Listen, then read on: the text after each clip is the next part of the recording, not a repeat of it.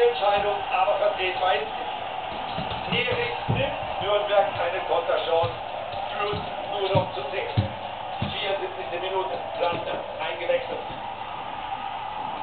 Max Höhn, der führende Torhüter, ist da. Freistoß Nürnberg. Achtung, Gedränge, wie immer im Strafraum. Getümmel und der Ball ist im Netz, aber Schiedsrichter Knut Kircher pfeift ab. Kein Tor. Schauen wir uns das Ganze nochmal an. Der Schiedsrichter ist sich ganz sicher.